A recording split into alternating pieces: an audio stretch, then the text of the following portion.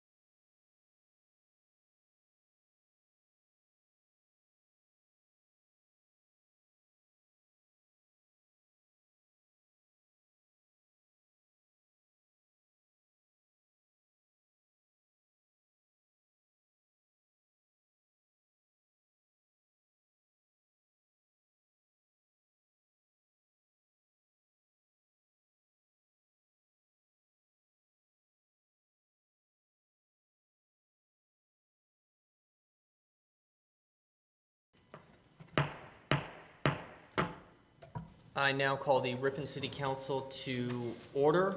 Will you please stand for the Pledge of Allegiance and remain standing for the invocation?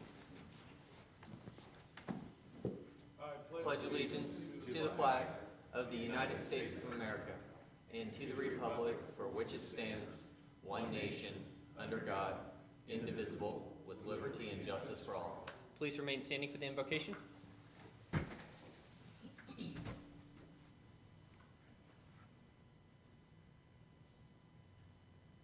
Let's pray. Our Father in heaven, hallowed be your name. Your kingdom come, your will be done, on earth, here in Ripon, as it is in heaven. Give us today our daily bread. We pray that you would give a daily provision of wisdom to our civil leaders, both here in Ripon and in our county and state and nation. This is a time they are in need of your wisdom, and so we pray that you would provide it. Give us our daily bread, our daily provision of safety and protection, particularly for those who work in our fire and police departments. We pray that you would protect them as they fulfill their duties to care for our citizens. We pray that you would give us our daily bread of health. You have protected us as a city. You have sheltered us in so many ways from this pandemic. We pray for those who have suffered, especially those who have lost loved ones. But we also thank you, God, that we have been spared in so many ways. We pray that you would also give wisdom and energy to our medical professionals who live here in Ripon and work in the surrounding hospitals. Lord, we need your provision as a city and state and nation. God, we pray that you would forgive our sins and that you would keep the evil one far from us. For yours is the kingdom and the power and the glory forever and ever. Amen. Amen. Mr. Terpstra, did you want to report out? Members of the council and public, city council did meet in closed session prior to tonight's meeting to receive a summary of benefit plans and options available to the city, which will then be brought to the employees in later discussion. No other reportable action was taken. Thank you. Thank you. So we will now move to the public discussion. Oh, I'm sorry. Here, actually, let's do the roll call. Councilmember Leo Zuber. Here. Mike Restuccia. Dean Euchre. Here. Vice Mayor Daniel DeGraff. Here. Mayor Jake Parks. Present.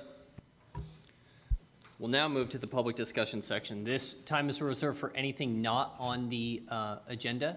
So please come up to the podium, state your name and address, and you will be given 5 minutes.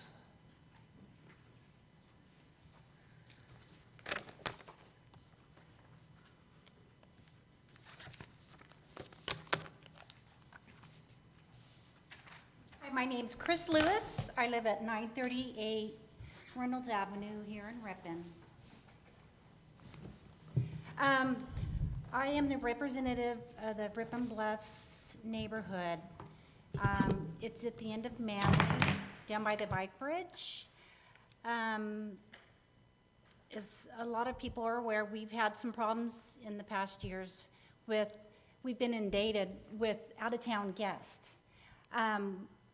It's not that we don't mind having guests, it's just it has filled up our neighborhoods.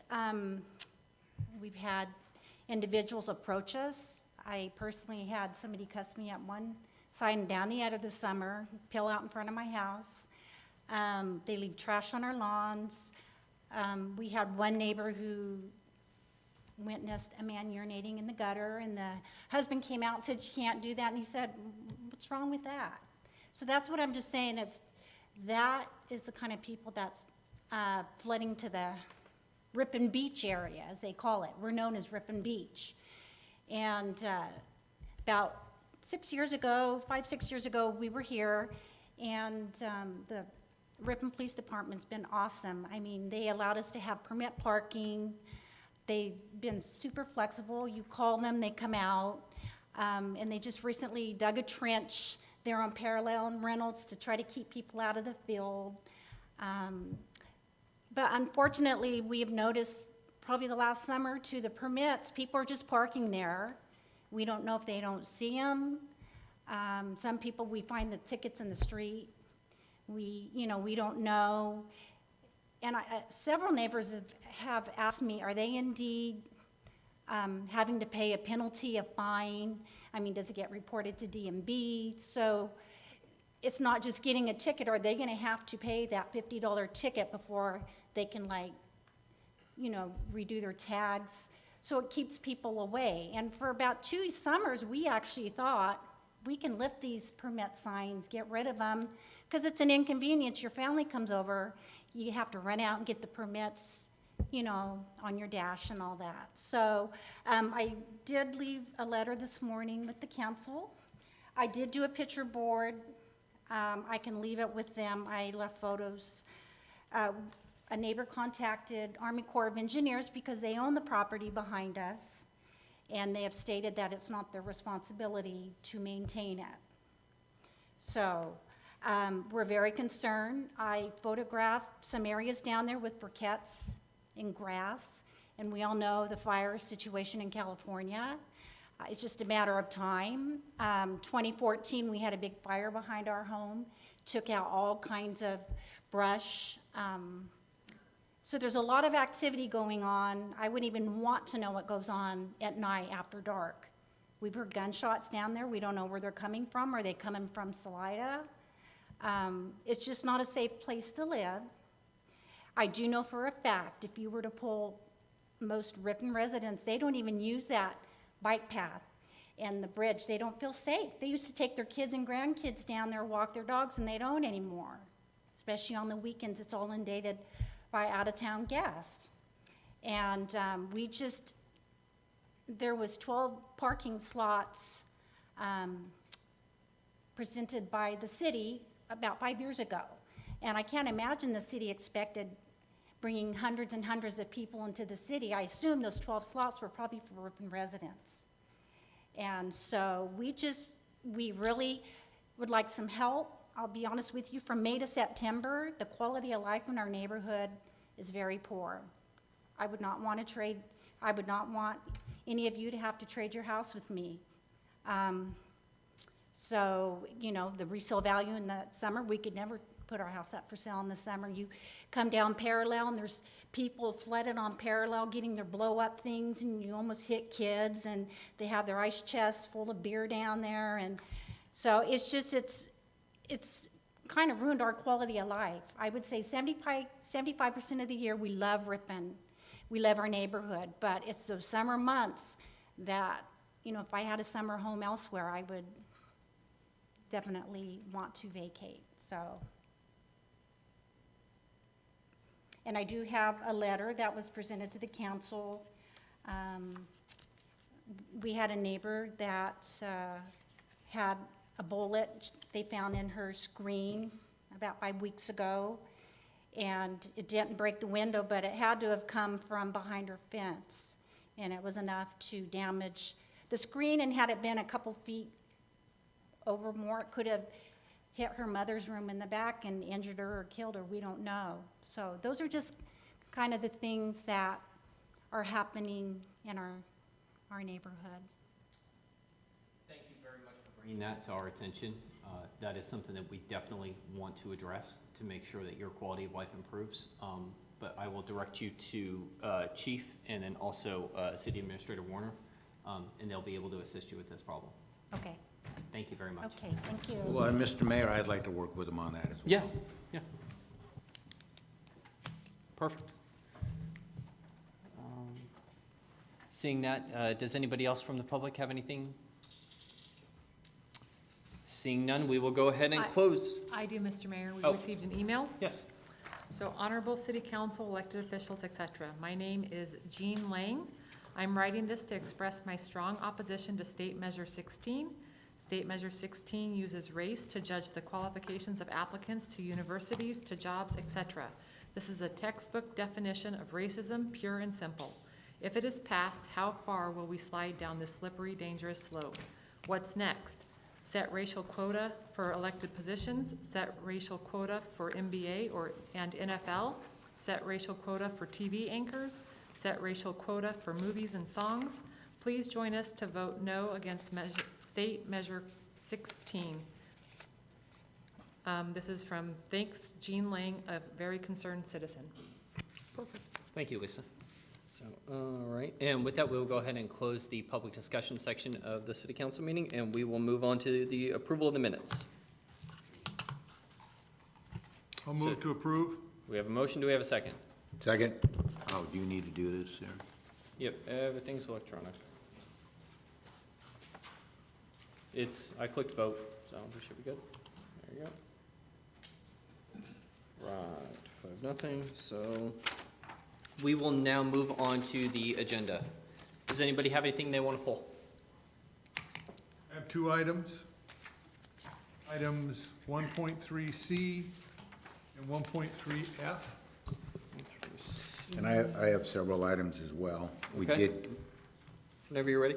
well, we did get an update, but 1.2K, 1.2K. 1.20, I'm sorry, Mike, what was that? 1.20, 1.2. or O, excuse me. Oh, okay. And it had a dollar sign in front of it. And then 1.3E. And then 1.3E. And before we move on, can I just make a comment Yeah. real quick about 1.1A? I don't want to pull it, but just so the public's aware. You know, we get sales tax, we get highway user tax, we get SB1 street and road tax. And for 3 months, we're down from last year 19.51%, or $209,000 for 3 months. You can't straight line that because of COVID, and who knows what's going to happen in Q4 and Q1 of next year. But just so that people recognize it, cities get impacted negatively too with COVID and all these things, so. All right, so moving on, so do we have approval of the agenda as amended? So move. So we've got a motion and we've got a second.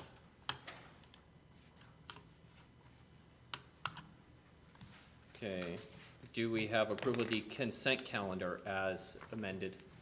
So move. So we've got a motion and we've got a second.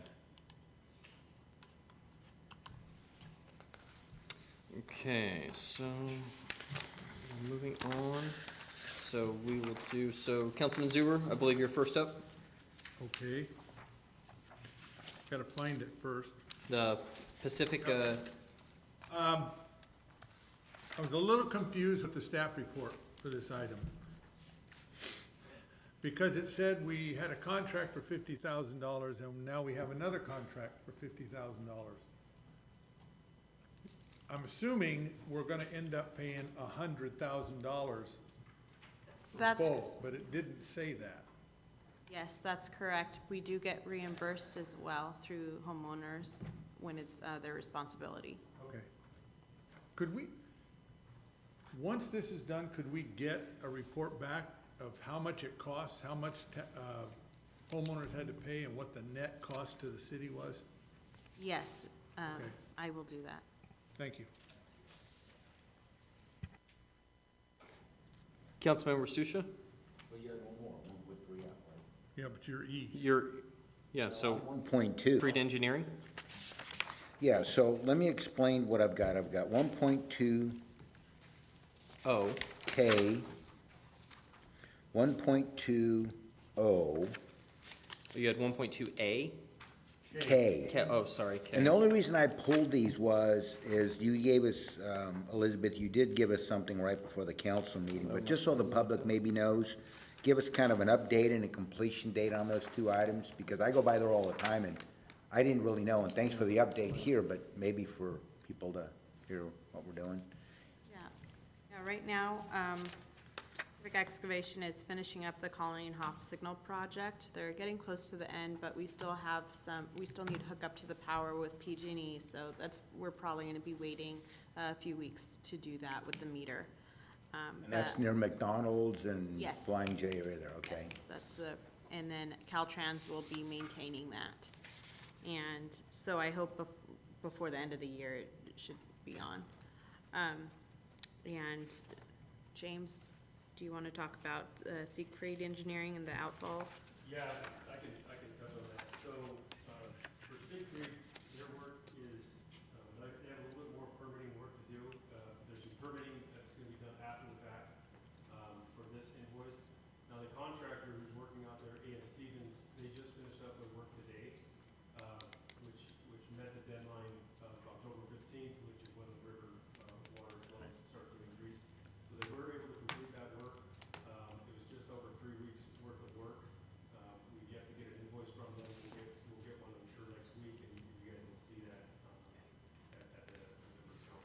Well, I assume there was a lag, because I know it was close to being done, because I saw some pictures, but then I'm seeing the invoice for the actual engineering part of it, so I guess it went so fast.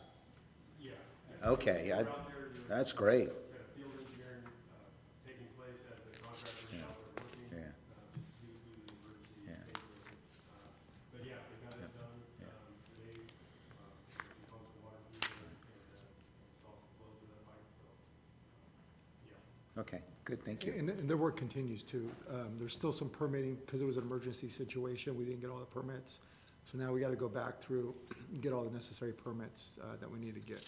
So Siegfried is also gonna assist with that process. I think that thing went extremely quick. That's good, thanks. You did a great job. So, okay, so then I believe we're back to Councilman Zuber with 13E. Mine has to do with the colony signal project too. This is like the second or third change order that we've had to deal with for this project. How much was I got three questions. How much was the original grant? How much is it total cost? I know it was over what the grant was. And then where's the excess cost coming from? How are we paying for that? So the grant was for 400,000. The original bid came in at 428,585. And then we have had 3 change orders to bring the total cost to, currently, after this one, would be $531,741 about. I still expect maybe one more small change order, nothing significant. And that cost, the extra cost would be coming from the transportation fund. Which transportation fund? The AB 1600.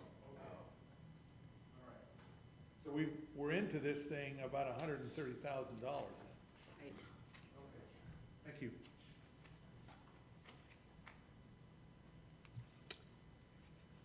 Can I add 1.3E? You had 13E, okay. So 1.3E, but I've got a schedule here that tells me that's the handicap ramp at East Main. So you anticipate starting this month and being done in November, right? Yes. I mean, it's a minor kind of project. Yes, Okay. it's just a small section of sidewalk, a handicap ramp, and then they're gonna stripe a crosswalk, basically going from the new Starbucks corner to the corner where the gas station's at, the angle. Yeah, good. Okay, thank you. Just that one leg. Thank you. All right. Well, I was trying to take those all in order, but did everybody get all their questions answered? Yeah, I did.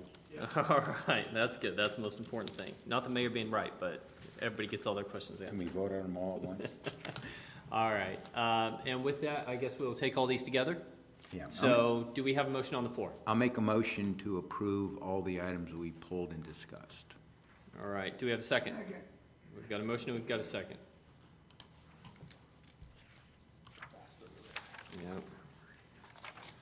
Quick on the draw. All right, and motion passes 5-0. Moving on to the public hearings. So, item 2A, San Joaquin County Public Multi-Species Habitat Conservation and Open Space Plan 2021 fee update. Mr. Zeidevar, this Yes. sounds like it has you written all over it. Every year about this time.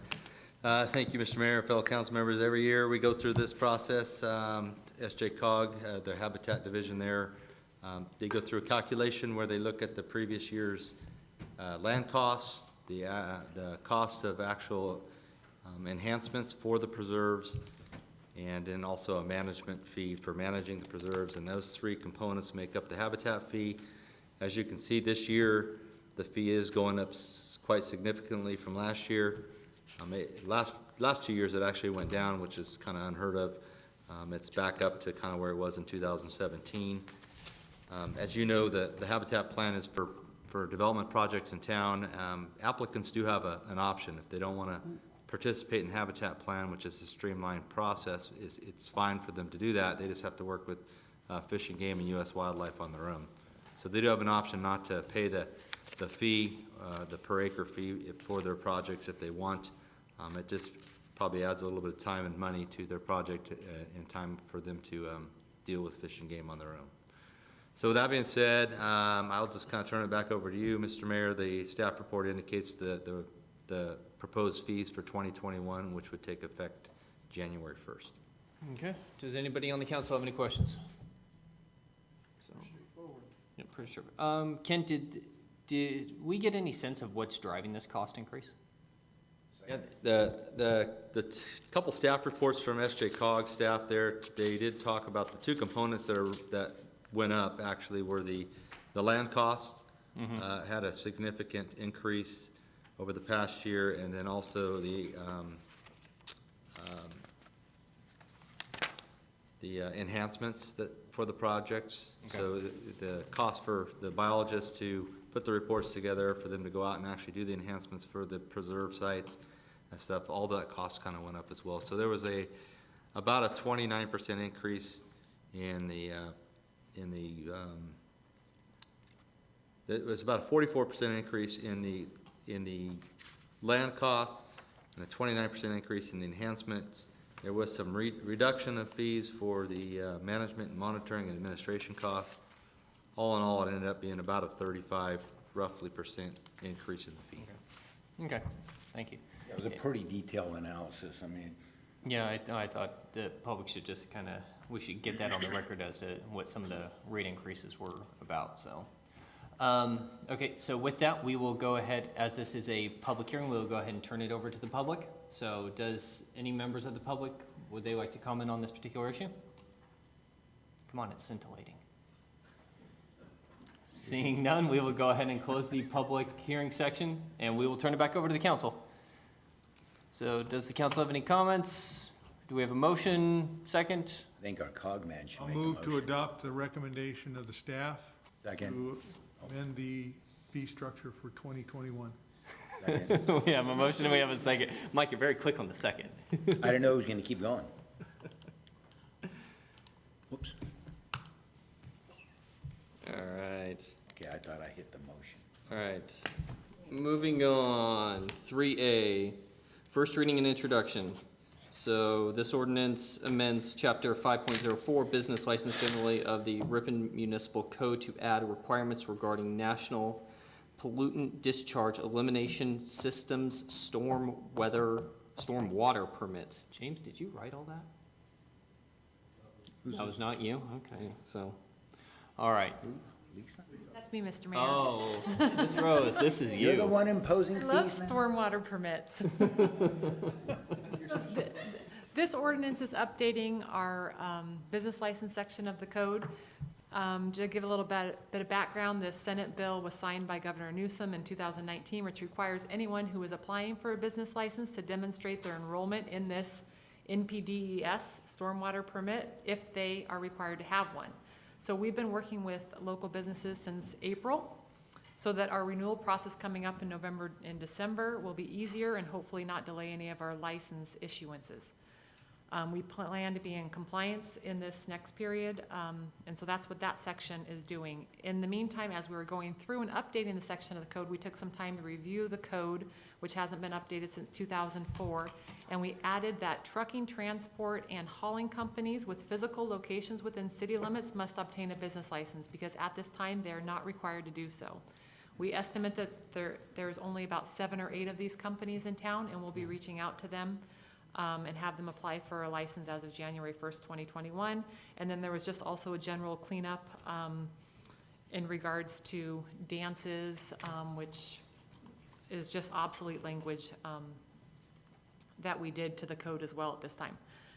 We've estimated that our staff time to be in compliance with this SB 205 has been approximately and will be approximately $10,000.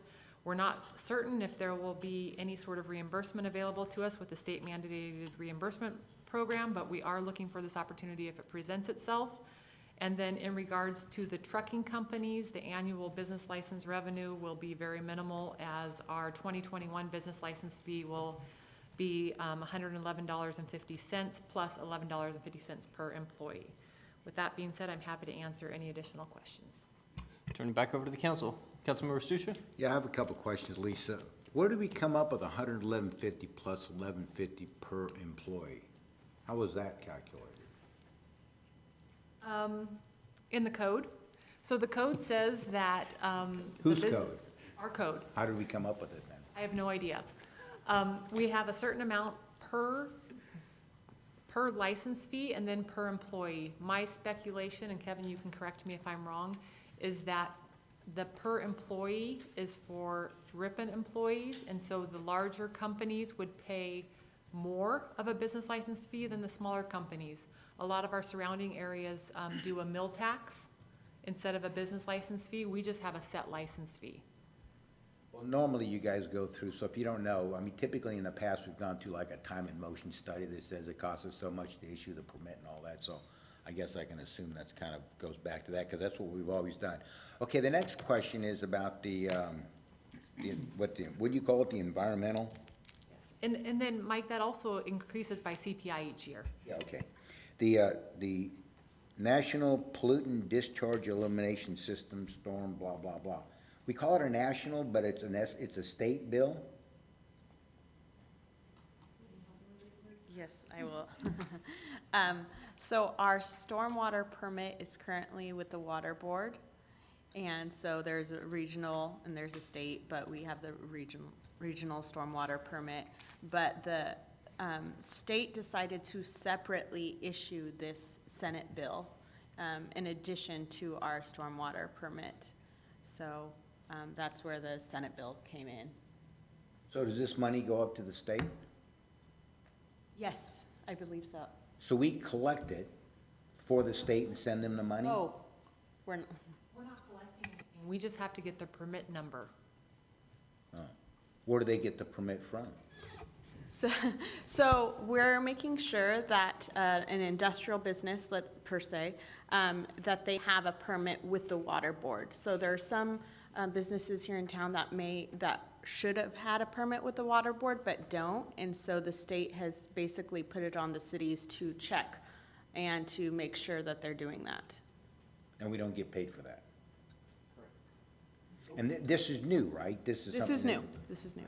So they should have So always just had a another reason, permit. just another reason to kick businesses out of California. Well, they should have always had a permit. The permit isn't new. It's just us checking on them to make sure that they have the permit is the new Still part. takes us time.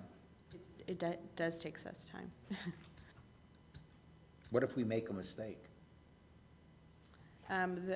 It's a good question. Every year in our stormwater permit with the water board, I am required to send them a letter saying which of the businesses that I believe are out of compliance.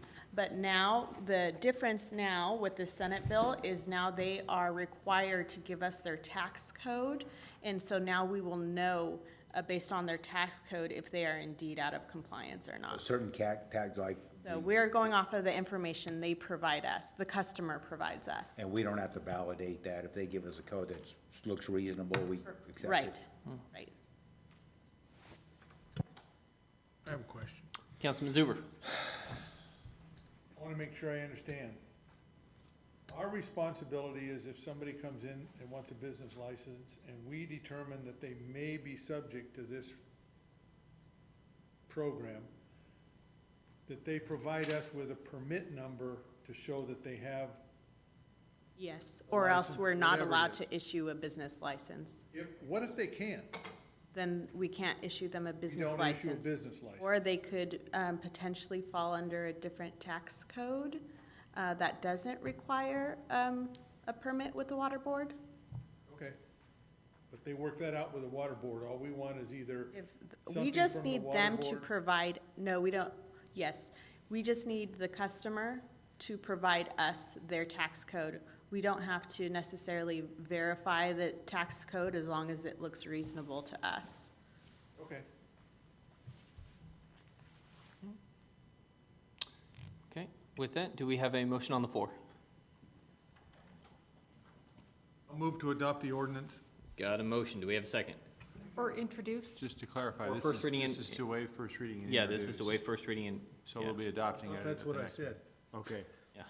Sorry, I misheard you. It was just in a very, very low baritone voice. Yeah. All right, so we've got a motion and we've got a second for the first, to waive the first reading and introduction. All right. Ordinance passes 5-0. Moving on to discussion item 4A, water, sewer, and garbage utility rate analysis. Mr. Warner. Oh, Ms. Quillisi, you get to Yes. take this one. I'm all over the place Me all today. night, yeah.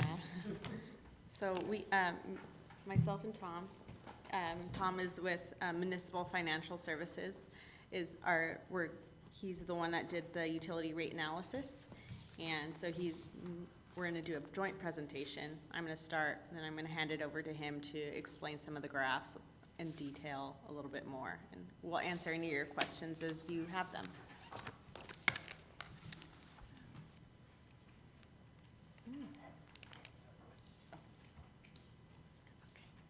So just to give a background of the previous rate study, in 2015, we performed a study with Municipal Financial Services, and council passed a resolution that authorized the Proposition 218 notice of public hearing and approved the rate increases for a duration of 5 years from 2016 through 2020.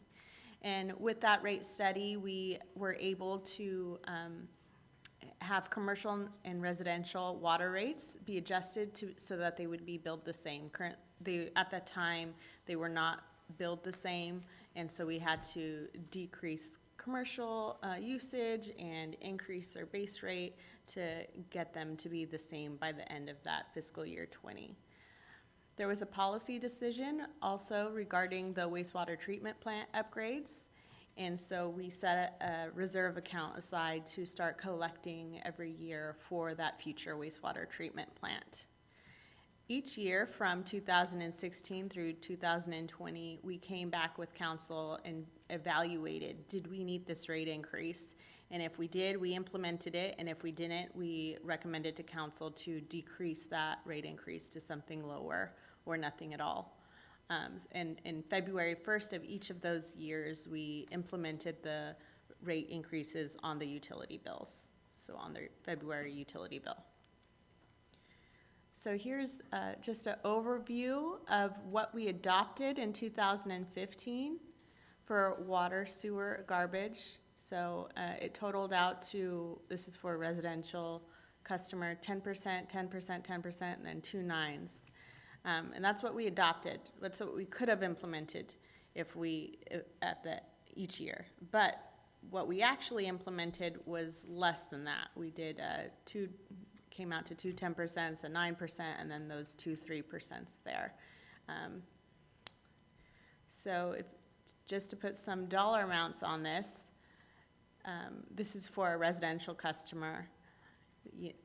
That you have their adopted rates in the rate study, and then you have their implemented rates, and then their monthly savings or the reduced increase, if you want to put it that way, of $13.90 a month, which comes out to $166.80 a year. That if we did the full rate increase, then that's how much extra that they would be paying.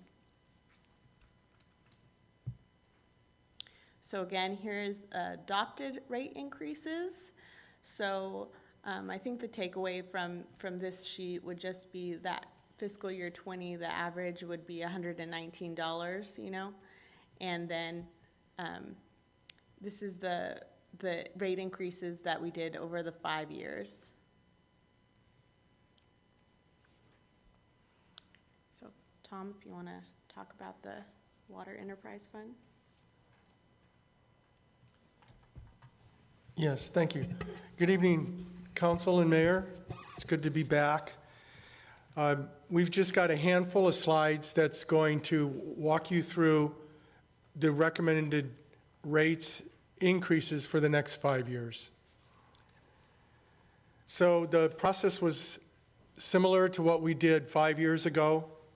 We look at revenue requirements over a 5-year period, actually over a 7-year period. And what we're showing you is the first 5 years plus the current year that the year that just ended, FY20. And we'll start with the water fund. And we'll jump off from the point where the last rate increase was 2%. That's to the left of the black vertical line.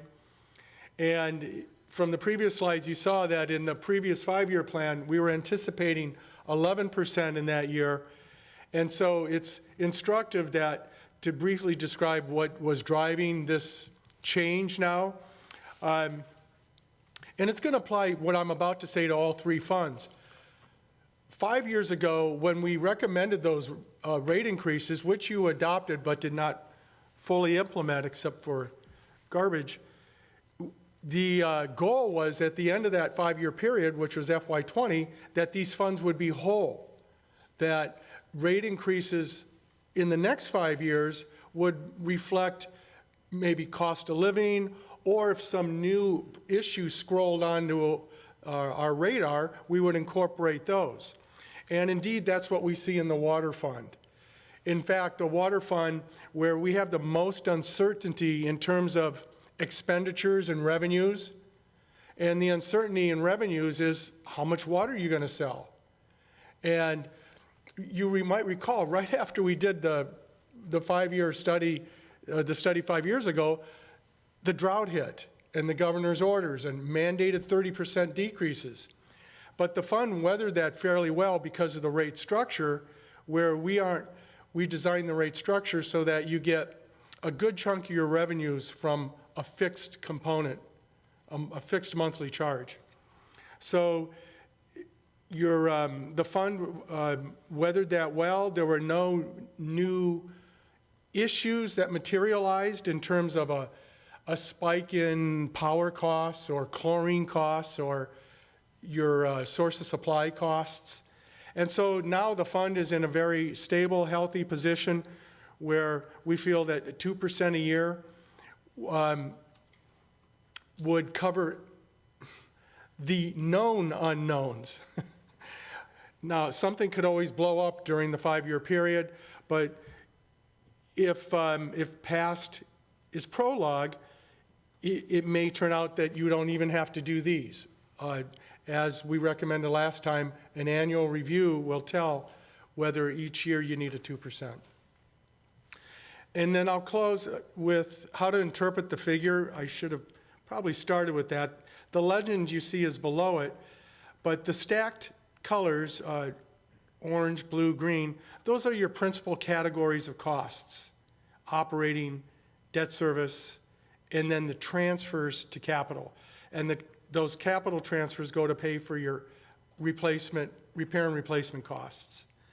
And then we include 3 lines, the red being a target fund balance, the black being the projected actual fund balance, and then the orange line is the percent increase in a single family bill. And all 3 funds are going to be imaged this way. And then there's one other special thing about water. You do have debt service, so we always make sure to check on whether you meet your coverage requirements. And that is a requirement of the lender that you have certain amount of funds available. So, Next. yeah, next slide, please. We'll do the garbage fund, enterprise fund. And we see the same stacked columns. The scale's changed. It's 0 to 3 million. And there's no debt service in this fund. It's a very straight line fund. Sales are very, don't change radically like water and maybe sewer. Right, you pick up the same amount of volume and stops for the service you provide. And then there's a transfer to capital for new rolling stock, mainly. And here, in this fund, if you recall our first few slides about the previous 5-year plan, this is the fund in which the adopted rates were all implemented. And unfortunately, the beginning balance in FY '21, the black line is still under the target. So unlike water, things didn't pan out. You'd hope to start with a fund balance that, matches your target. So that's in part what these rate increases are striving to do, is get the fund balance up to the target level while meeting operating costs and the capital costs, which are mainly for rolling stock. And I have one thing to add on this as well. These, in fiscal year '22, we expect there to be a new state mandated green waste recycling program where all of our residential customers will need to recycle green waste. And currently, that would be an extra about 1,300 customers. So we're gonna need an extra truck, more personnel, more equipment to handle the extra loads there. So this rate study incorporated that. Can I ask a quick question, I guess, of you? So we're putting money away because okay.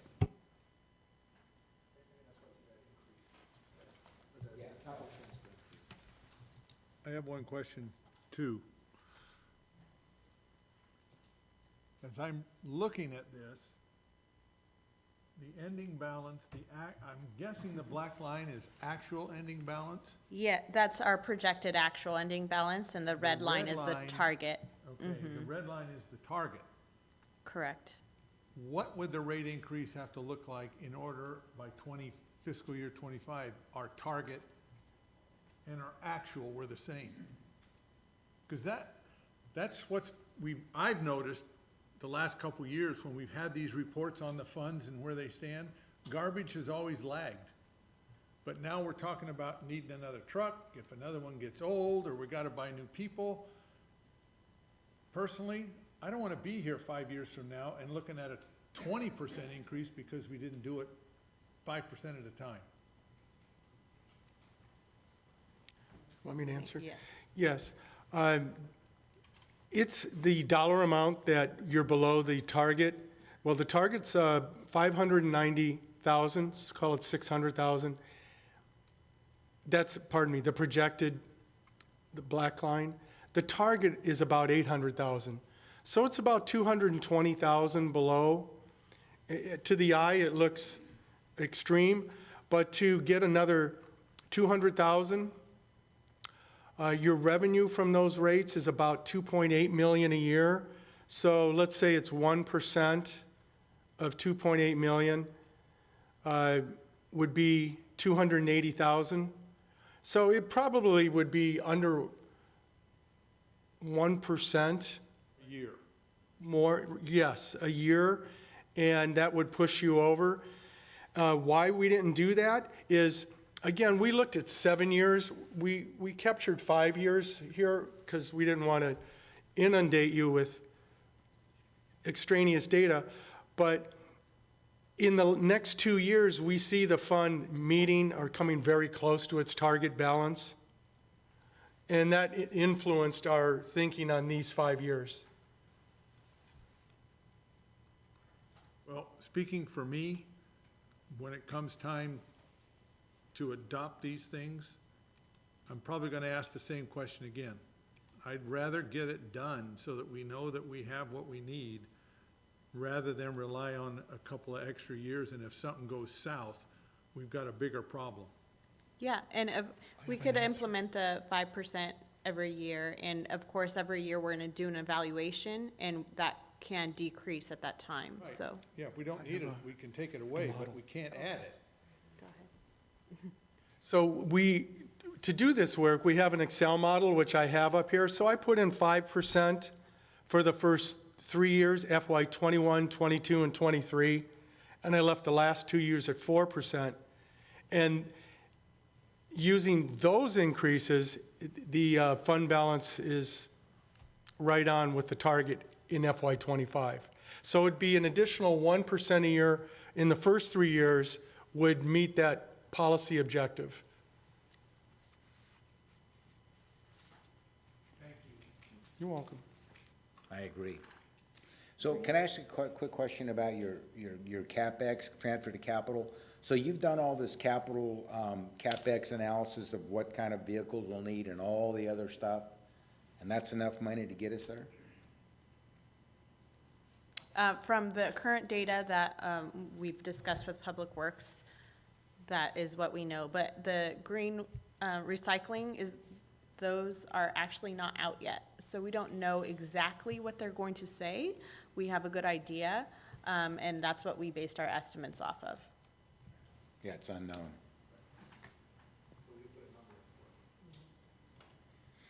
Okay, I have a question on the water, but I figure we'll go back, right?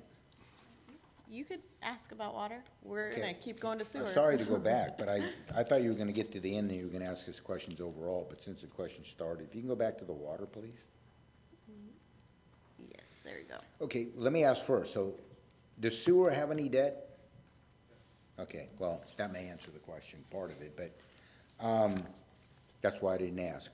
But the question I have is, you have let's take 2020, you have a 3.67 times coverage. Is that just the operating to the debt service? Is that what that is? I mean, how are you doing that calculation? Right.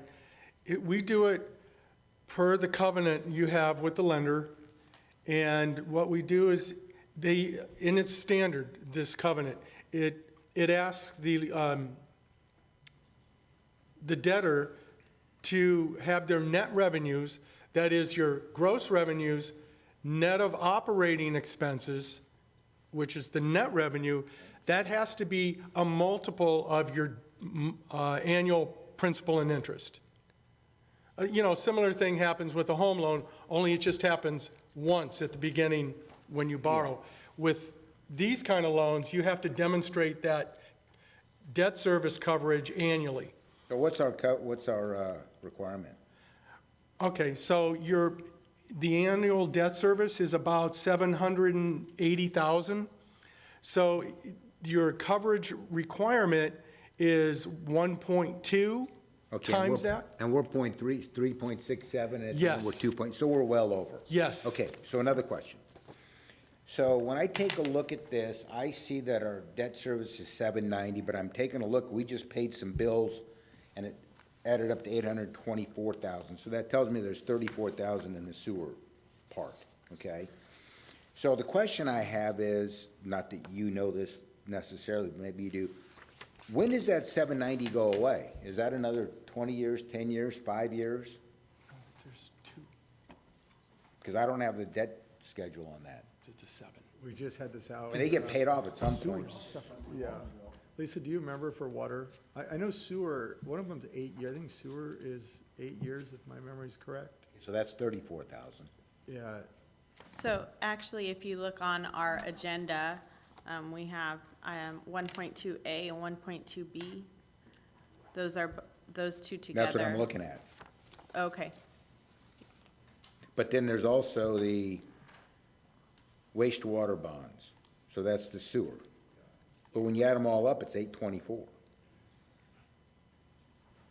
Right, we're going to see the sewer debt service when we look at the sewer fund. Okay, then I should have gone one extra step and let you get there, but so, do we know what the schedule on that is? 2032 is when those bonds will be paid off. Oh, okay, well, okay, so it's valid right now. Well, let's see, I'm 63. Okay, thanks. You're welcome. I mean, it does come due at some point.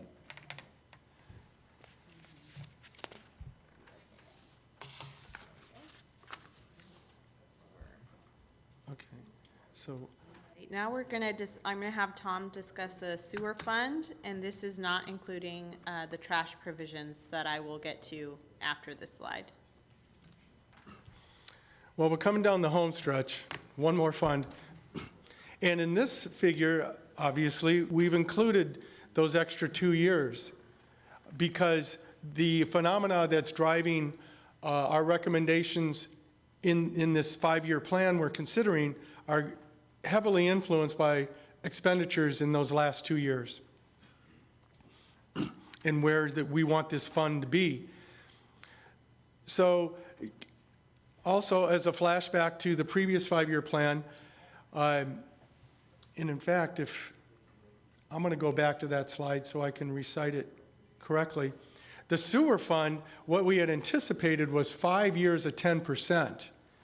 What we recommended was 2 years at 10%, and then 5, 0, and 2. So I'm trying to nip it in the bud. It begs the question, if we're now still looking for some pretty ambitious increases in sewer, why did we not do those last full rate increases? And the answer is going to be, just like water and garbage, 5 years ago, we didn't see everything clearly in terms of a revenue and expenditure. And even 3 years ago, some of the expenditures we're now going to talk about were not quantifiable. So I just want to start there. If we go back to the sewer, the first sewer slide now. You know, and just to add on to Tom's point, I think we went through this last time. I think Tom's point is a really good point.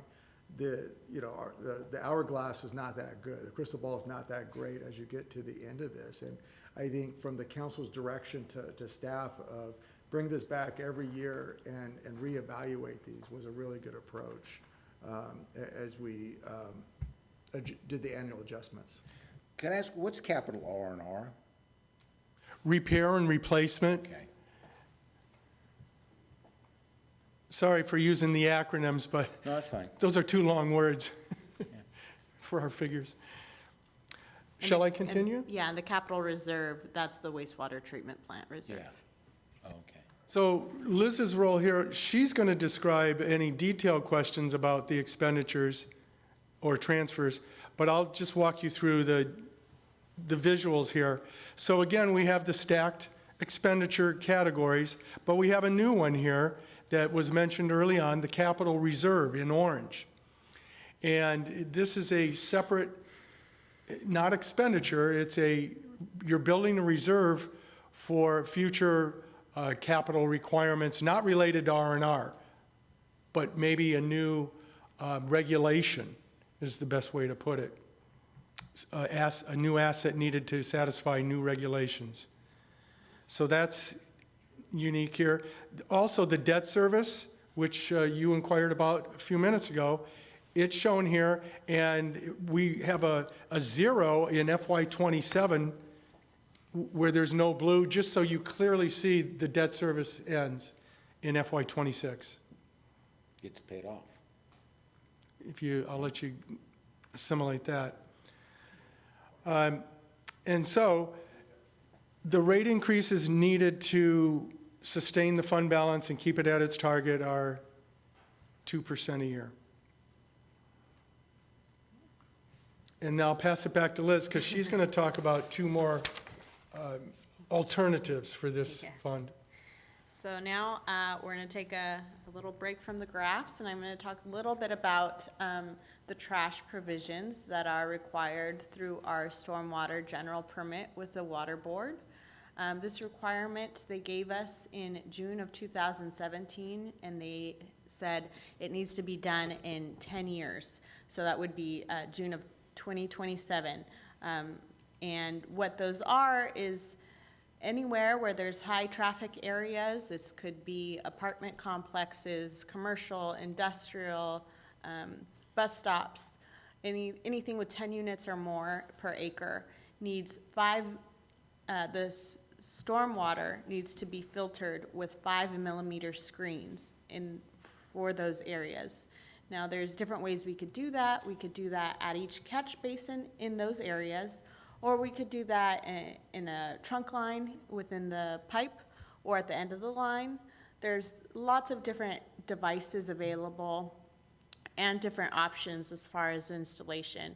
I'm not going to go in depth at this time. We're going to come back later in 2022 possibly or sooner to discuss what option we're recommending to council. Right now, it's just a policy decision we'd like council to make to start saving. We did do an analysis to see what the capital cost would be like. And right now, the worst case scenario that we're projecting would be $2 million at the end of that June 2027 that we would need to install those devices. Not maintain, just install. Of course, there'll be maintenance costs after that. Yes? 2 questions. How big is 5 millimeters? I have no idea. The Tell me size of the a hole cigarette bud. It's a fifth of an inch. The size of a cigarette bud is what they want to capture. for the holes. So anything bigger than that gets captured. Secondly, who defines high-traffic areas? That's how they defined it. The bus stops, commercial areas, industrial areas, apartments, anything 10 units or more per acre are all defined as those high-traffic So areas. bus stops. So if we have a bus stop that gets one stop Yes. a week, Yep. and there's no storm drains around there, where do we put the 5 Yeah. millimeter drain at? Yes. Where do you put it? Well, if there's a catch basin in the vicinity of that, then I would put it. If there was not a catch basin in the vicinity of that area, then you wouldn't need to Or put you it. move it? Okay. Yeah. Of course, I'll get into this in depth the next time I present this, but there obviously could be some flooding or overflow issues with the devices, and so we have to size them appropriately, so. So I do have another question. So what's the magic behind 5 millimeters? Why not 4 or why not 10? And I'm serious, They wanted it was the cigarette bud mentality. They wanted to at least capture the cigarette bud. well, how about a cigar? I mean, Yeah. seriously, that's how they do it? So if it goes in sideways, it's gonna catch it, but if it goes straight in, it's gonna fall in. Well, it should catch it. Hopefully, if it's wet, it'll catch it. You'll find out. But yeah, the state just felt like there was too much trash in the waterways and the rivers and the lakes, and they concluded through their studies that it was the fault of cities, and they wanted to put this within our permit to take care of. The residents.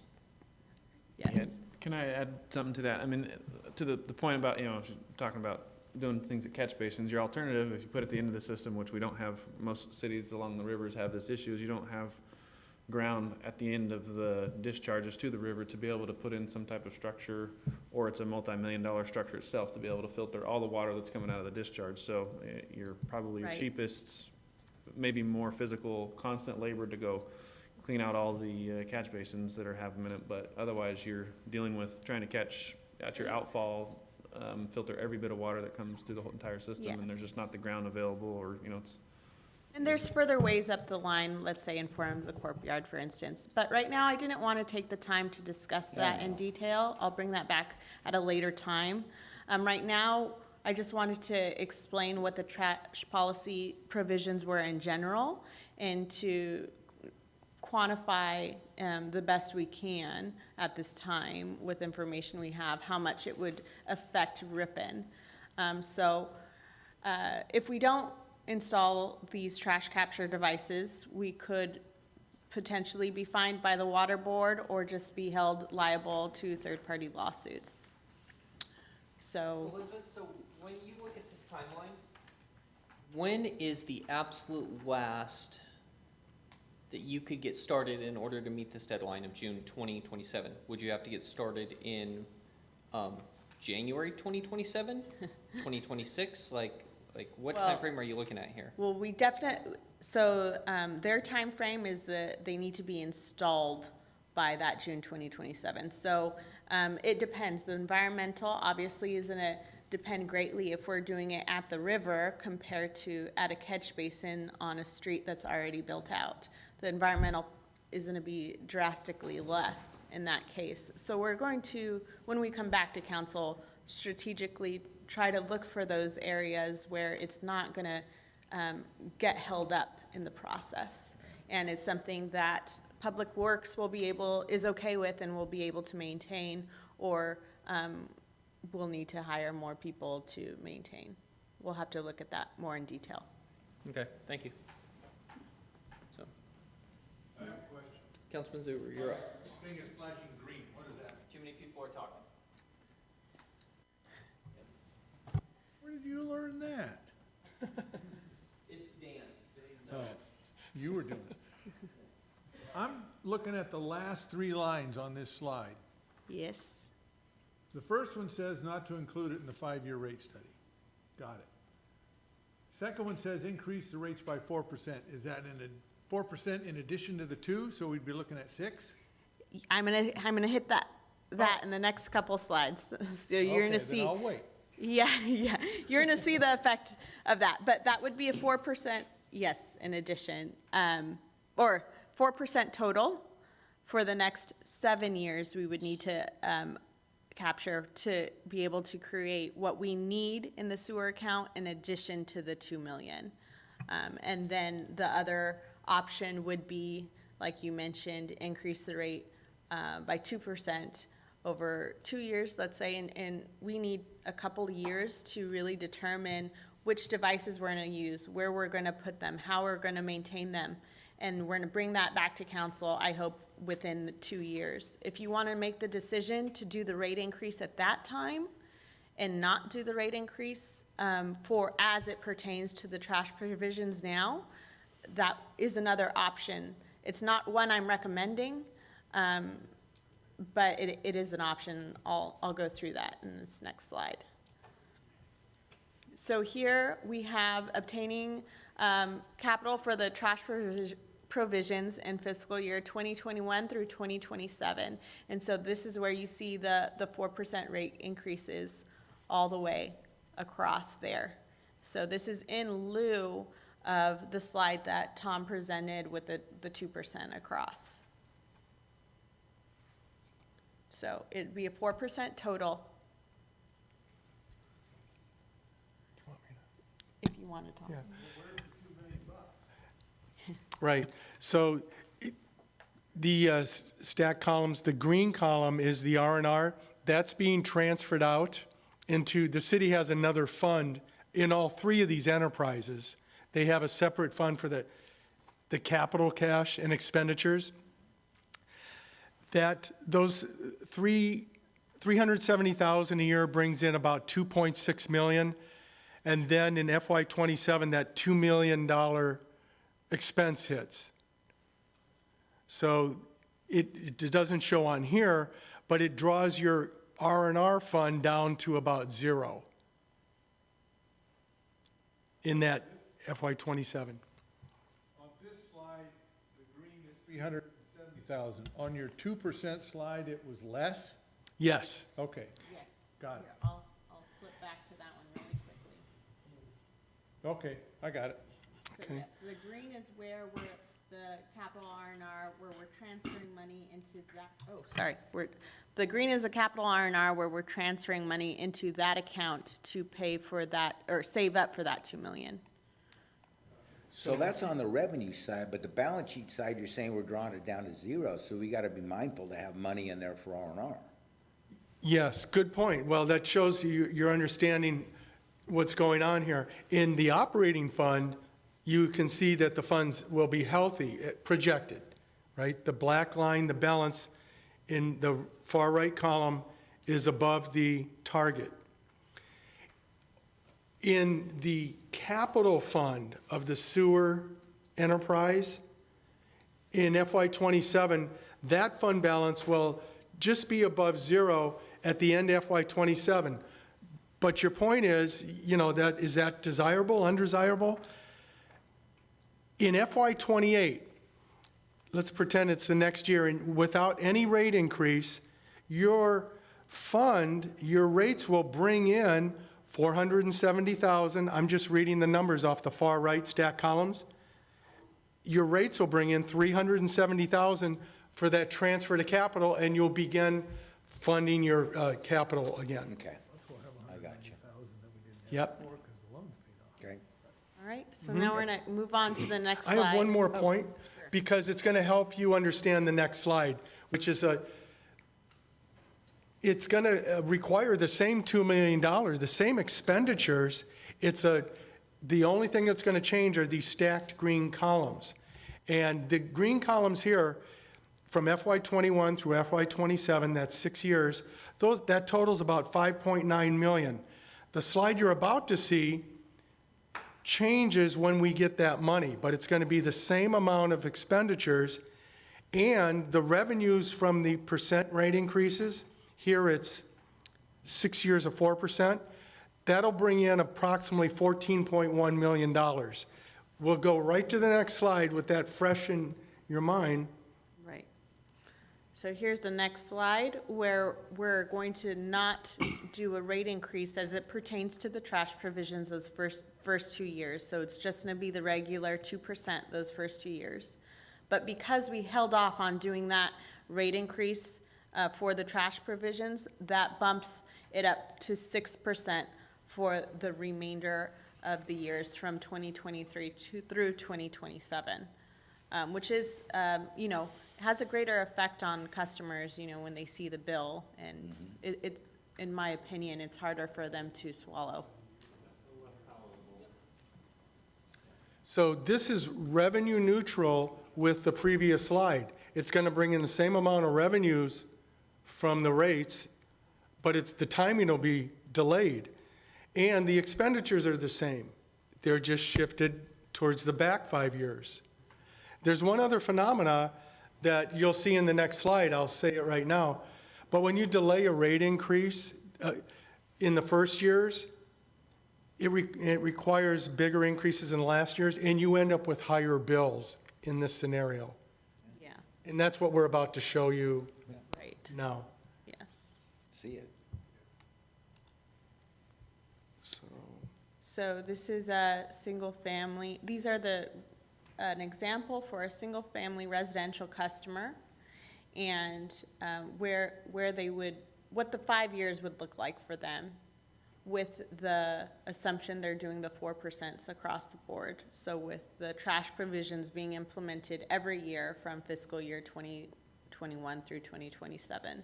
But of course, this rate study is only approving 5 years of rate increases. So those last 2 years, if needed, because we are going to be doing an evaluation every year, so that would be a different rate study during fiscal year 2026.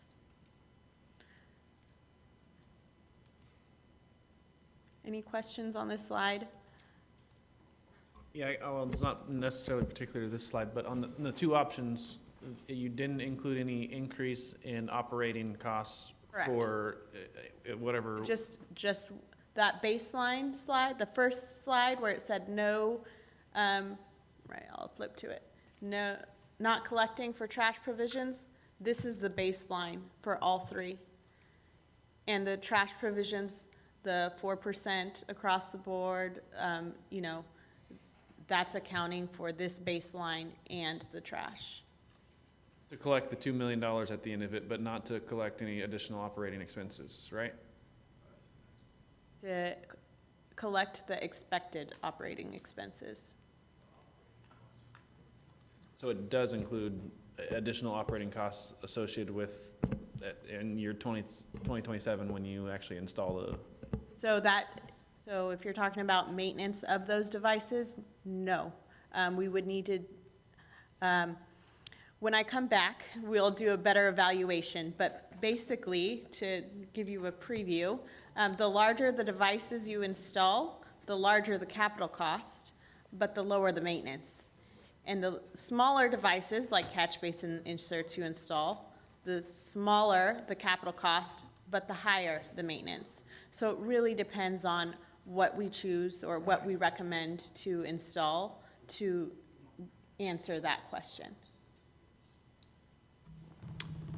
Elizabeth, has the state given any indication if it's going to require any special certificates or permits or anything that's going to require additional education on our staff in order to be able to maintain this type of system? Our current stormwater permit already requires education and outreach of city employees and outreach to the public. So Okay, I would so- say it's already something that we should be doing. Cool, thank you very much. We hope there's no more requirements. All right, so, here we go. Yeah, I got it, thank you. Really quick on here. So the difference between, this is the collecting the 4% every year.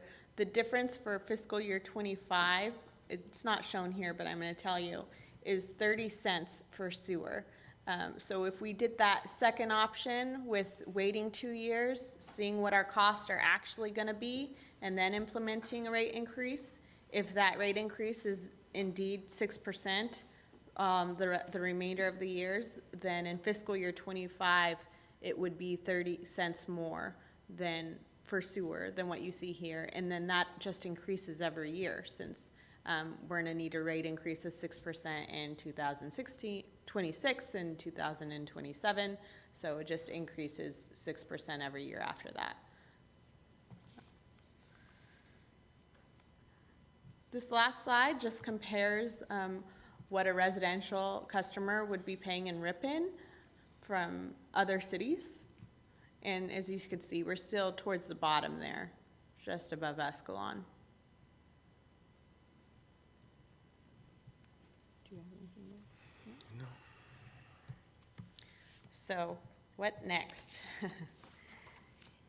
Any feedback you have as far as what you think we should implement for the rate increases? What type of sewer kind of outline that we presented? If there was a slide you liked more, is let's say 4% across the board. If you take our recommendation and liking that one more, then we're gonna bring that back in November and have you approve that and have a resolution to proceed with the Prop 218, notice of public hearing, and mailing of the ballots for the rate increases from fiscal year 2021 through fiscal year 2025.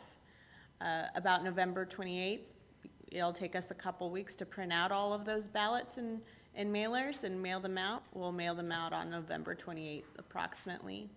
And then in January 12th, we'll have a public hearing. We'll count the ballots. If there's not a majority protest, then the rate increases will be authorized at that point. And in February 1st, we would implement the first year of the rate increases. Any questions? Can you go back just one slide, please? I just have a question. You may not know. So take Ceres, Lathrop, and Modesto being higher. I suspect Lathrop's higher because they went into debt for the new project, and all the citizens get to pay the higher fee for the debt because of the new project they put in, right? Well, I have some special insight. I work with Lathrop, and I work with Turlock, who's, along with Ceres and TID, are members of a JPA, so I can explain what happened in Ceres and Lathrop without being releasing anything confidential. In Ceres, they and their two partners, City of Turlock and TID, are building a surface water treatment plant that's going to cost about $260 million. And for small cities like that, it's had a profound effect on their water rates. So that, and you can see that what's driving Ceres is $85 water. They've increased their water rates almost 100% in the last 2 to 3 years. Yeah, and taken on a massive amount of debt, bridge loan and SRF, a lot of things. But they needed that to secure their groundwater, or their water supply, because they were 100% relying on groundwater. In Lathrop, their issue was, as you can see, mostly sewer. And what's hurt them a lot is they had 3 separate treatment plants, 3 separate geographic areas. They had no unified treatment facility. And so now they're having to spend the money to deal with that issue. And it's costing them on the sewer side. So Modesto, and they had their issues about 7 years ago. I did their rates in '07, and then the new broom swept clean, and they hired another rate consultant. But they dealt with their NPDS for secondary or tertiary treatment, wastewater treatment, back then. The other cities, Riverbank, Manteca, Oakdale, I can't give you any special insights on. That's fine, thank you. Mm-hmm. Anybody else on the council? Councilman Zuber? Speaking for myself, I would prefer for the stormwater trash provisions that it be 4% a year across the board. It's harder to, it's harder to explain why you jump all of a sudden. And this is gonna be a very technical discussion that I don't think a vast majority of the public is gonna get. All they're gonna know is that their bill went up and they're gonna wonder why. But if we tell them at the outset what's coming and that this increase every year is to make us ready, I just think that's a better way to go into it rather than have stuff midstream all the time. It's fine when you go down. It's not so fine when you jump up. And it, as Tom just noted, it's about $1 a year increase. it's- So it's not that much. Yeah. Anybody else? So. So no, for I'm- go I was just gonna say, I'm in agreement with Councilman Zuber as well, so, and especially when you're dealing with an unknown cost at the end, you can still make adjustments along the way. It'll just make those adjustments a little bit easier to digest as you're going along. According to their own schedule, this is gonna happen again in 26, 25, for 26. So if there's a problem, it can be fixed then. Correct, yeah, Carried on out. correct, yeah. It'll happen every 5 years in perpetuity, so. Yeah, I was gonna say, I agree too, you know, you feel like you're getting nickel and dimed $1 a year every year, keep going up, rather than getting a bump and then staying stabilized. Yeah. Okay, so with that, this is, And Oh, so, sorry. does Yes. anybody have feedback for the garbage to, as Leo mentioned, increasing those first 3 years to the extra 1%? So it's 5% increases and then 2/4? I think we ought to do it, because we got increased costs coming, and I'm guessing 1% is about 50 cents a month. It's not that big a deal, but we aggregate that over 3 years. You've got some money to deal with something. It's easier at the back end to say, hey, we. You can always back it yeah, off every we'd only year. needed to do 2 instead of 4, so Yeah. makes more sense to do it. And they're enterprise funds, we can't ship them around, use them for operating stuff, it's gotta be for that purpose, and if we're over. Right. We just lower it down. Which we've done, right? okay, get everything you need? Yes. Perfect. So, and with that, we will go ahead and move on to staff reports. Chief, you're first up. Yes, Mr. Mayor, honorable city council members of the public, I just have 2 quick announcements. On October 21st from 11 a.m. to 7 p.m., the countywide traffic enforcement task force will be in town. So it's kind of a heads up to our community members. October 21st from 11 to 7 p.m. We'll have approximately 10 motor officers that will be conducting traffic enforcement through our community. We share in the task force with all the other agencies within the county. We were going to do this earlier in the year, but due to COVID and some of the restrictions, we put it off until this month.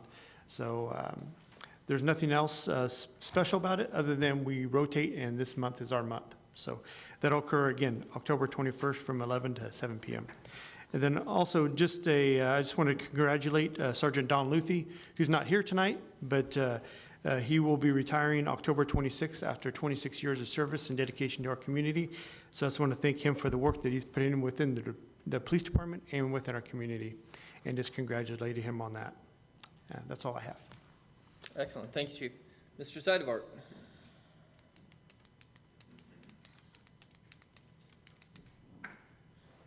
Yeah, just one real quick update. We were finally able to wrangle Scott Robertson from GHD into a workshop meeting. Finally got a date set for that as of today, actually.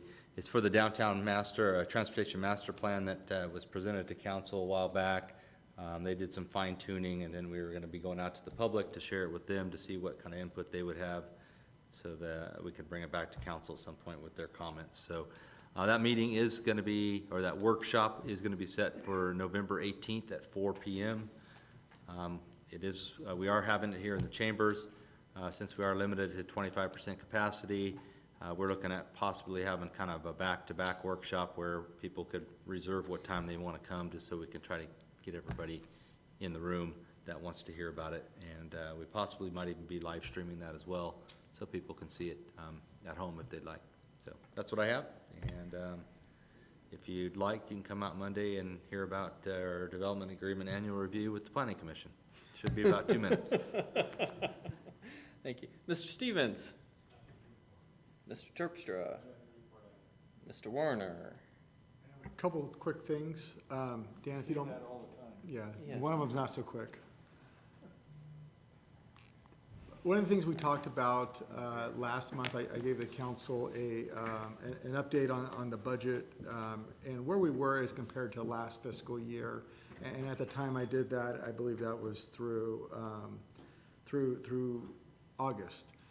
So the September financials are not quite done yet. I think Lisa and her staff did a tremendous job getting those ready for August, especially since the true-up came from the sales tax revenue. But we didn't have those ready yet for September. But two things I wanted to talk about, and I think we talked about it at the last meeting. Two of our general fund revenue sources that are most impacted by COVID is sales tax and our revenue from our recreation program. So I just wanted to give the council really an update on those two and where we're at to date. So number one, I wanted to just kind of give everyone a little bit background on the timing of sales tax revenue, because it gets a little confusing. So every month we get sales tax revenue from the state. In July, for instance, like on the far left, we get that just based off last year's sales tax. But every quarter they do a true-up payment. So the months that they do the true-up payments, I put those gray boxes around them. So in August, November, February, and May, we get a true-up payment for the quarters. And like in August, our true-up payment was for second quarter. That was April through June. November is for third quarter, et cetera. So I listed those dates up on top, just to kind of give you the timing that we're dealing with and when we're getting money, what it really means. So like we talked about last time, August was really the first snapshot of COVID and what that meant, because that included April, essentially when this all started. The blue lines are the monthly revenue that we received in fiscal year 1920. The red lines on this graph is the revenue that we received this current fiscal year, 2020-21, and how they compare, and you could really see that August reduction, and we'll talk a little bit more about that in a minute. The other thing I'm tracking is the overall balance of the sales tax revenue, and the green line is the annual balance, and that corresponds to the right side of the graph. And then the purple line below that, that's a little hard to read, is where we're at to date for the current fiscal year. So I think Councilmember Restuccia mentioned it early on, that we are $200,000 behind where we were last fiscal year. That's about 22%. A large portion of that is related to two misapplications that we talked about last time. One is a Costco misapplication. This is money that the city had received from a Costco down south, and it was really county-wide this happened. So all cities in the county are going through the recovery of those funds. For the city of Ripon, they are going to recover $280,000 over the next 6 quarters. So part of the August reduction of revenue for the current fiscal year was about $46,000 that was related to the Costco misapplication. The other misapplication that happened is related to Love's and revenue from the Love's truck stop. This was a audit that was done, and we expect it to be a one-time adjustment, and that was about $106,000 reduction, again, in August. So they took it all at once? They took it all at once. And then we're anticipating the COVID portion of that to be about $46,000 for August. So that's where we're at with sales tax. The next time we will really see the impacts of COVID will be November and the November true-up. So recreation revenue, same format of the graph that you just saw on the previous slide, obviously since March 2020, there has been no recreation program. We've had to cancel flag football, soccer, and the basketball programs. We were collecting money during certain months. If you look at those last two blue lines on this figure, that was May and June of last year. You know, we didn't know what was happening. People were still signing up for our programs. That even went through July, and that was a little bit of that red line that we saw at the beginning of this fiscal year. So people were still signing up kids with being optimistic of what it would mean to COVID. We are in the process of refunding those fees at this time. We have about $30,000 that is not shown on here that remains to be refunded. Obviously, there's been a large impact with the rental and lease revenue from Mislin Fields, both on the soccer side and on the baseball side, just because of the regulations. This last weekend was the first weekend that we did rent out the fields for a conditioning. A soccer group rented them to do some conditioning and tryouts, all within the health guidelines. But that was the first time we've rented the fields since COVID began. TPR Baseball has not ran a tournament, and as the council approved in the past, we've waived all rental fees there. Rage is paying a rental fee, but according to the policies we have in place right now, those fees are going to offset the construction of that parking lot. So that is not showing up as revenue to the city. So with that, at least through September, recreation revenue is down about $106,000 compared to where we were last fiscal year. Any questions on either of those? That was really the update. I mean, obviously, the recreation programs is probably the hardest hit right now, and probably will continue to be until you can start having larger gatherings and youth sports. So Kai's doing a good job, you know, staying in touch with other cities about what they're doing, trying to find ways to be creative, you know, both for our youth and providing opportunities for them to do some sort of recreation program. Not going to be obviously the flag football and our typical programs, but trying to find something, you know, for the kids to participate in, but also finding ways to create revenue with the rental of our fees. And that rental does help the local businesses, also with people, you know, filling up with gas and going to Esmeralda's or what have you. So if there's no questions, that's all I had for a financial update. Just a couple other quick things I was just going to mention is we did complete the refunding of the redevelopment bonds. This is going to represent a pretty substantial savings to all taxing entities within San Joaquin County, including the school district and the fire district and the city of Ripon. So that was very positive. Actually came out much better than expected. I think our savings turned out to be about $840,000 if I remember correctly. Total. Well, we lowered the front load. We front loaded that. How much in the early years? That's about $200,000 a year for the 4 years. And lastly, Councilmember Restuccia did request staff to make a presentation about the River Road roundabout. Staff is working on that and hoping to have something later this year. So if there's any other questions I can answer, I'm happy to do so. Otherwise, that's my report. Thank you very much. Councilman Zuber. What about James? I just have one thing. Oh, James back? You have a question? Oh, no. Oh, I totally James. forgot Mr. Peace. He snuck in here. Yeah, thank you, Mr. Mayor. Thank you, Daniel. Thank you very much. I did have appreciate that. a couple of quick things. I handed out to each of the council members before the meeting, just a kind of snapshot of what the city has contributed to the Ripon Unified Parent Faculty Clubs.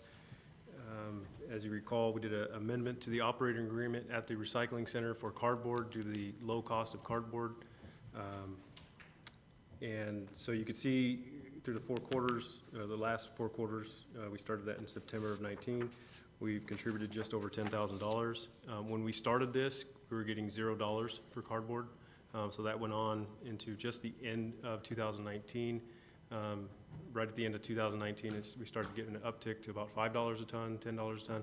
We're currently at $35 a ton, and the recyclers are saying, you know, the outlook is pretty promising moving forward. So just kind of wanted to kind of show you where we're at. The one thing I'll note, though, since we have reopened, obviously the operations have changed over there, the hours have changed, the days have changed, and in turn, the quantity that we're receiving has changed as well. So we're right now about 40 to 50% below what we are typically per month.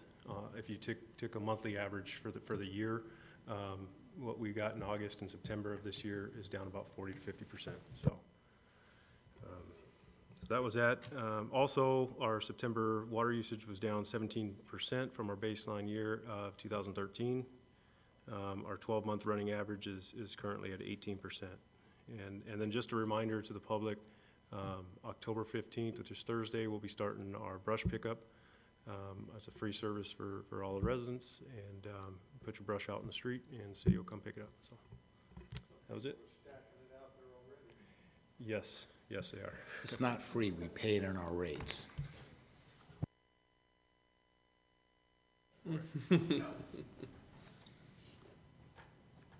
Okay, Councilman Zuber? Well, I only had one thing, now I have two. James. First of all, relative to recycling, well, the $10,000 from cardboard is low. We are looking at changing operational and maybe even hours to try to increase that. The issue there is it's all parent volunteers, and it's difficult, but we're looking at some options. Also, I don't have the figures for electronics or newsprint, because they both but the CRV alone last year generated $14,000 for the PFCs. And I think even with the change in hours, we're still maintaining that amount, because I'm pretty close to that part of the operation, and I'm hauling a lot of stuff down there and getting some pretty decent amounts of money back.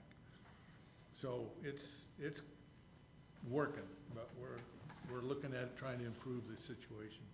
The other thing I wanted to mention is earlier this year, the city decided not to have the community-wide yard sale, and there was a lady in the community that decided we ought to have it anyway. And she took it upon herself to get that thing organized, and it was, in my mind, amazing what she did. She got advertising, working with the chamber. She also developed a map, and people could send their address in, and she put their addresses on the map. I was sitting at home for part of the day on Saturday, and I could not believe the volume of traffic going by my house. And normally, nobody drives by my house on a Saturday. And my daughter had to go to Turlock when she came back. She came into the cul-de-sac from a different direction. I said, "What, is there a problem?" She said, "Yes. There are so many garage sales," and it was a corner down there where she usually turns. She said, "I couldn't even get in there." So she had to turn around and come back a different way. So, is it Kylene or Kayleen? Kayleen Espinoza. I just wanted to recognize her publicly, because it's an unbelievable example of somebody who thinks that something is important and is willing to get behind it and make it happen. And I know, speaking for the Lions Club, we made about $1,200 off of what we did that day. And there were people out all day. And so she deserves a lot of credit, because it was something that the community wanted to do, and she wanted it done, and she managed to pull it together. It was amazing. Councilmember Stucia. Normally, I have something, but I don't, other than I'll get a hold of you sometime tomorrow about talking about the river crossing thing over there. That's just a disaster, so. That's it. Nothing. Thank you. Councilman Euchre. Vice Mayor DeGraff. Of course I have some things to say. Yeah, and to Leo's point about the yard sale was pretty incredible to see. My neighborhood didn't have a whole lot, 'cause there wasn't too many in my neighborhood, but out and about there was a lot of people, so, yeah, it's pretty cool to see that. Let's see, so the Love Ripon Bless Our Cities initiative has been ongoing. I don't know if you've all heard about that, but they raised a lot of money from the members of the community supporting this. Rather than doing the projects that they would normally do, they raise money and are using that to bless some of the businesses that have been hit by COVID, and just hearing their stories and being able to be involved in that process has been just pretty incredible. Listen to their stories and their resilience, and the business community and people, members of the community coming together to support them. It's been pretty awesome. So people put that together and working on that has been pretty neat to see. Other than that, it's election season. Get out and vote. So that's all I got. Thank you. Oh, yes, the members of the public. My line. Thank you for the I was reminder. not quick enough. I It's apologize, everybody. Great to see I was the not faces. quick Great to enough see on the that faces, one. Yes. Thank you, guys. You guys make so much fun of me every time, so. And with that, I have nothing to report, so that will be the end of the city council meeting. All right, thank you, everybody. Glad to see people actually in the crowd. That would have been my first time in. Oh, I know.